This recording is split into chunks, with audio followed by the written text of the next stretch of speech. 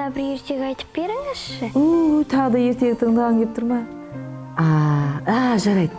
Ендеше мен Ханзаданың достығы деген ертегі айтып берейін сіздерге.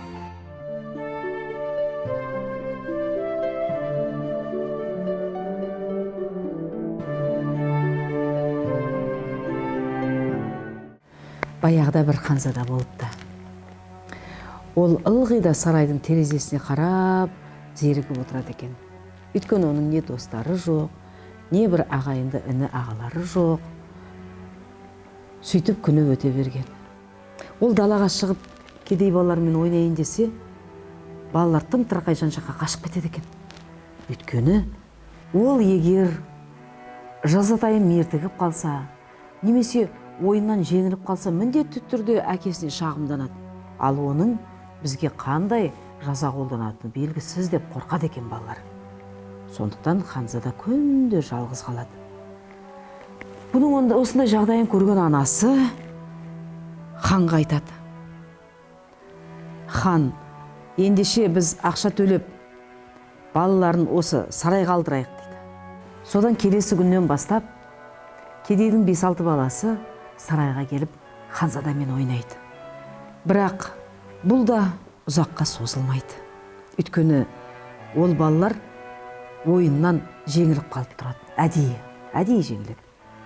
Бұны көрген бір сарай қызметшісі Ханзадаға, менің бір жоспарым бар дейді. Мен саған көмектесе аламын дейді. Қалай көмектесе аласың? Содан ол оған өзінің жоспарын айтады. Екеуі сол жоспарды дереу орындауға кіріседі.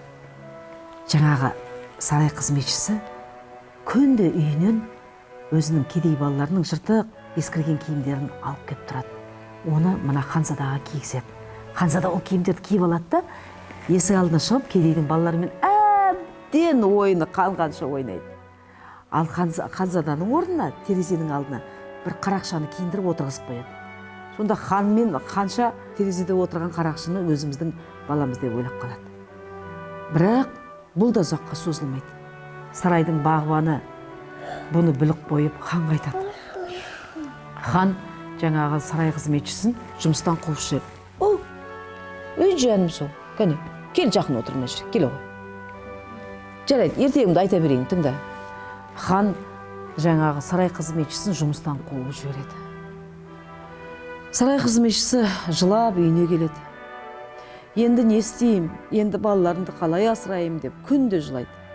Күндердің бір күнінде таңертең ерте есігін ашып қалса, тамақ толған себет тұр есіктің алдында. Жан-жағына қарайды, ешкім жоқ. Себетті алады. Келесі күні бұл жағдай тағы қайталанады. Содан бұл себетті әкеліп жүрген кім екен деп аңдай бастайды. Таңертең ерте тұрып сығалап отырса, себетті алып келген адамды қарап, Ханзаданы таниды. Содан естен шығады да, сен неге бұлай істеп жүрсің дейді. Сөйтсе Ханзада бұлай деп жауап береді. Мен сіздің арқаңызда аз уақыт болса да далаға шығып ойнап бақытты болдым. Және сіз менің кесірімнен жұмыстан қуылдыңыз дейді. Мен сіздің алдыңызда қарыздармын дейді. Байғұс қызметші әйел жылап жібереді. Рахмет, мені ұмытпағаныңа. Сенің алдыңнан өмір бойы тек қана жақсы адамдар шығатын болсын деп батасын береді. Сөйтіп Ханзада үлкен жігіт болады. Бірақ ол сондай мейірімді адам болады. Өзінің достарын, өзіне көмектескен адамдарды ешқашан ұмытпай, барлығына жақсылық істеп жүретін болады.